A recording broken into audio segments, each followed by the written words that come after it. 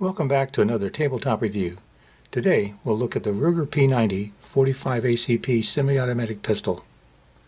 I wouldn't say the P90 is a very attractive gun. Maybe it's not ugly, but it'd be easy to overlook this gun in a display case at your gun store. It's big, it's plain, it's bulky, its finish is dull, and the design just looks old. Many people wouldn't give it a second look, and that's where they'd be making a mistake. In actual fact, the P90 might well be the best gun that Ruger ever made. You might argue that point, but the Ruger P90 was produced for more than 20 years, and there's little doubt that it's a quality .45 pistol, and it certainly was a great value. Let's make sure that this gun is cleared.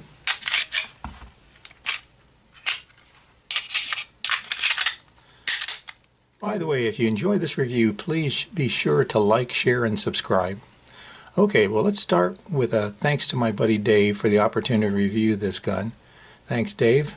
Also, as Dave pointed out, this is the gun featured in the 1994 movie True Lies with Arnold Schwarzenegger and Jamie Lee Curtis.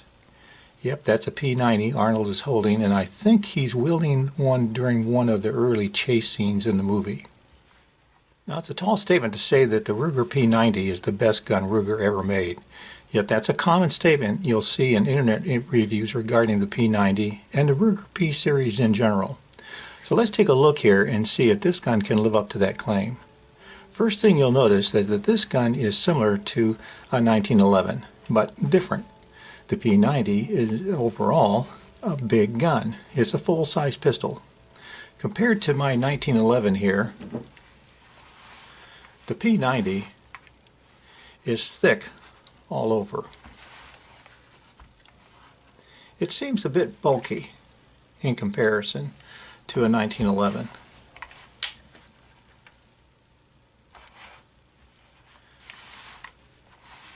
Yet for its size, it's only a single stack, which may be surprising to you given the thickness of these grips. By the way, these aren't the original grips. These are wraparound Hogue grips added by a previous owner. I have to say, they feel great. Nice texture, good and solid, firm feel, as you might expect from Hogue grips. The original plastic rib grips don't look like they would feel very good at all. Also, you should know that Hogue has fancy wood grips available if you wanted to dress things up a bit. And that's about all that there is that I'm aware of that can improve this gun's feel and appearance. So let's move on. This particular gun serial number suggests it was produced during the last years of the P90 production, about 2013. As for packaging, the P90 came in a traditional plastic Ruger case with two 8-round magazines, in addition to the usual paperwork, including the manual.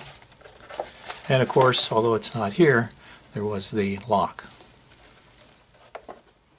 Now, to appreciate this gun, I think it's important to know a little bit about the Sturm Ruger company. The company started with the Ruger Standard Model 22 pistol. What's important about this has to do with the successful design of the Ruger Standard 22 pistol back in 1949. Ruger's commitment to the economical engineering as well as sound business practices allowed the Sturm Ruger company to become one of the most successful manufacturers in the U.S. Ruger basically dominated the market with his attractive, reliable, accurate, and affordable Standard or Mark series of 22 pistols. When Ruger came out with the 10-22 carbine, a similar dominant success story followed. Although updated, both these guns are still in production today. It would appear that what has made Ruger so successful is the attention to market interests, excellent design, the application of economical modern engineering, and sound financial management. The Ruger P series, which began in 1985, are excellent examples of Ruger at its very best. The P series was eventually replaced by the Ruger SR series that came out in 2007 and the American series later in 2016. Produced from 1991 to about 2013, the P90 45 utilized investment casting for the steel slide and alloy frame and other parts. Both the slide and the frame were left in the white, as it's called, or basically only finished with a bit of surface grinding. That gave the gun a sort of a flat finish, but it was very economical to produce. If you're old enough, casting gun parts might remind you of how some junk gun firearms were produced years ago. Investment casting sounds like it might produce an inferior product, but if done right, the end result can be very durable and of high quality. In fact, investment casting is a common practice today for 1911 frames, for slides, AR and AK trigger components, and a whole bunch of other gun parts like magazine releases, rods, hammers, triggers, bolts, handles, stops, disassembly levers, mounts, sights, safeties, and locks. I mean, chances are, if you've got a firearm made in the last 20 years, it's probably got some investment cast parts. As for specifications, the P90 is a 45. The P series also included the P89, and some of the P94s were chambered in 9mm, and the P94 typically was chambered in 40 Smith & Wesson. The action is a hammer-fired lock breech short recoil with tilting barrel design. Magazine capacity is 8+1, but there are also some made with 7-round magazines. The sights are combat, low-profile steel. The rear sight is adjustable for windage.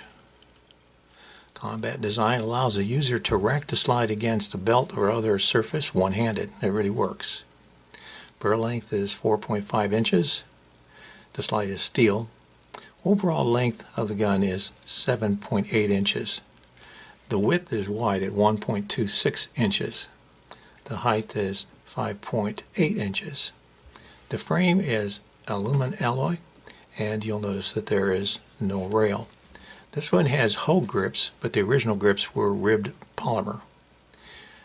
Some of these were equipped with a lanyard loop fitting right here. Slide release is very large. Oddly, there's no serrations on this slide at all. Mag release is here, and again, 2 magazines, 8+1. The safety, this one has a pronounced ambidextrous safety decocker, up for fire. Trigger pull, double action is about 10 pounds. Single action is about 4 pounds. Weight unloaded, 34 ounces, about 40 ounces fully loaded. Well, my overall range experiences with the Ruger P90 have been better than expected. I have large hands and long fingers, so this big gun actually feels pretty good. The whole grips are great. But there's no doubt that this gun looks bulky. At 2.7 pounds fully loaded, this is a heavy gun too. You'll hear phrases like "built like a tank" in reference to this pistol, but it doesn't really feel bulky on the range. It actually feels pretty good, solid and sure. I found the magazine release small for the size of the gun and a bit stiff, requiring a long push to release the magazine. That's just a personal observation, and maybe it's just me. The magazine itself is sturdy and well made. Loading the magazine was surprisingly easy. The spring pressure seemed light. Racking the slide was also very, very light. Lighter than I expected. Even with the hammer down. Silky smooth and light. Very, very nice. As for the P90's trigger, this gun can be fired double action or single action. In double action mode, the trigger pull is rated at 10 pounds. The pull is long and smooth with a good solid break. In single action mode, the trigger is rated at 4 pounds. Take up is not too long. This one seems a tad lighter, maybe 3.5 pounds. Reset seems a little long,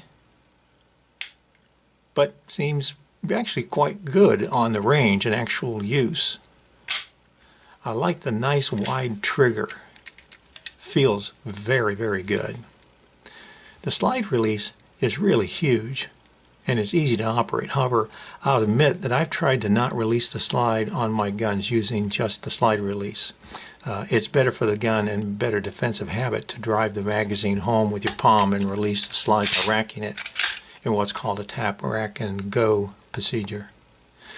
The sights are combat low profile. They are simple but good 3-dot white that allows for quick target acquisition. Shooting the P90 is surprisingly comfortable, amazingly comfortable actually. This gun has very minimal recoil for a .45. The safety blocks the hammer and disengages the trigger.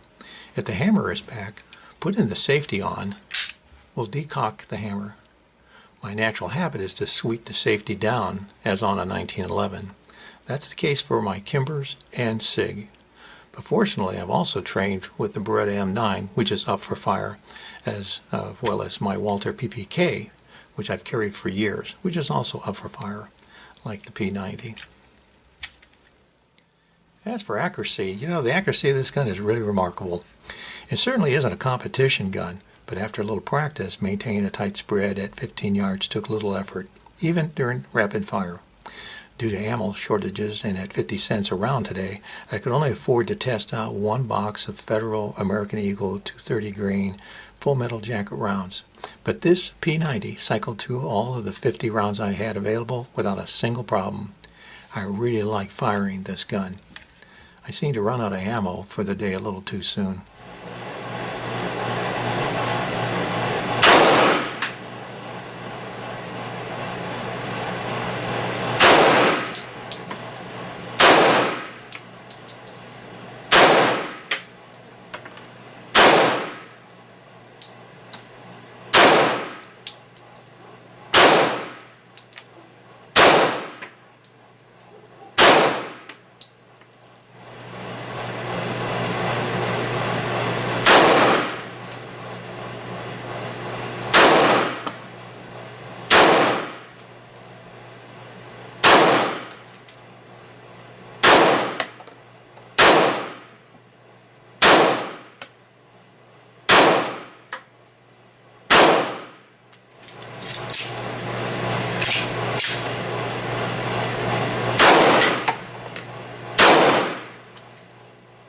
As for cons, my biggest gripe is the dated design of this gun. It's big for a single stack and it's chunky and heavy for carry. For most people, this would not be a very easy concealed carry gun. The magazine release seems small and overly stiff. It has no serrations on the slide. That's probably one of the most annoying aspects of this gun. And finally, there's no rail for mounting those accessories we've all come to expect, but neither does my Kimber 1911 or my Browning High Power. To be fair, I have a Crimson Trace laser grip on my Kimber 1911, and fortunately you can still get a similar grip system for the Ruger P series. Now the older I get, the more I appreciate the help that a good laser system can provide. It might be worth it to you too. I really like the grip activated system. It's excellent. Crimson Trace makes a top-notch laser system, and if you shop around a little, you can get a set for about $250. As for pros, okay, so it's a tank, but it's all metal construction, and it's robustly built to last, as they say.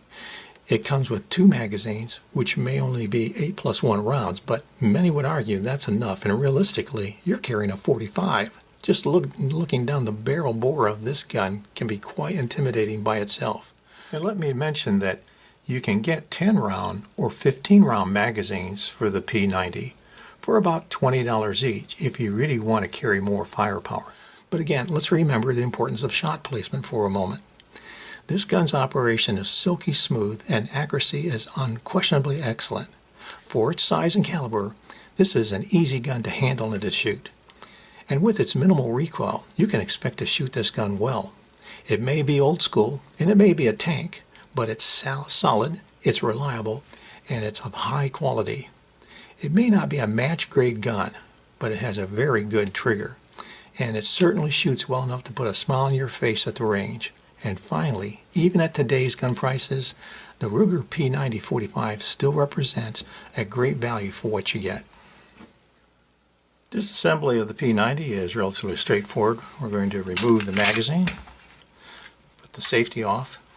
We're going to bring the slide back just a little bit and push on the other side of the slide release here. That raises it up enough that we can grab a hold of it and pull it out part way. Then we're going to bring the slide back And when we do that, we can pull the slide release out a little bit further. And then inside here is the extractor, which we need to push down. Alright, and that allows the slide to come off of the frame. And of course, we can remove the rod and the spring. And then we can remove the barrel. And that's pretty much it. The slide release does not actually come clear of the frame. It comes out about that far, and then there's a pin that locks it in there. Reassembly is basically the opposite. We're going to return the barrel to the slide. This little cam, I'm just going to move that up there, and then the inserting of the spring and the rod is next. Set this up a little bit. You just sort of click into place. And now we can return the slide to the frame. And now we can push this release lever back in. And you can see the little notch that was in there that back end had to sit into. And that's basically it.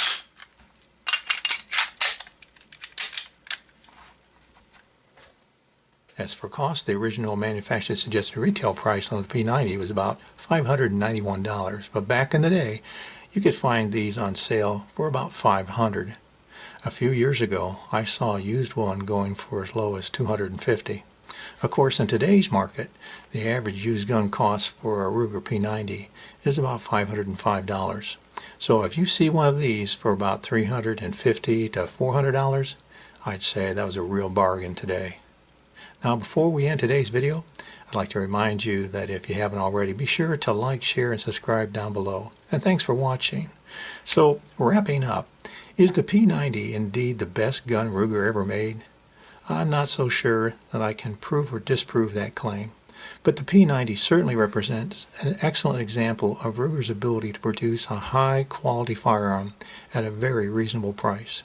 Personally, I'm convinced that the Ruger P90 will eventually become collectible, and if I can find one at that reasonable price I mentioned, I think it would indeed make an excellent investment. Maybe Dave would be willing to part with this one. Okay, so there's no doubt that the Ruger P90 is getting on in years and probably wouldn't win a beauty contest for many with its bulky design and without a rail or even slide serrations. It'd be easy to overlook the true qualities of this firearm, and that would be a shame. But if you take one out and shoot it, I think you'll find the Ruger P90 is actually severely underrated. Its smooth and reliable operation and low kick for a .45 should get your attention, and there's no doubt that its ease of use and rewarding accuracy should win your respect. Any weapon you carry is better than one you left at home. Thanks for watching, and hope you'll be back for my next tabletop review. Until next time, stay safe.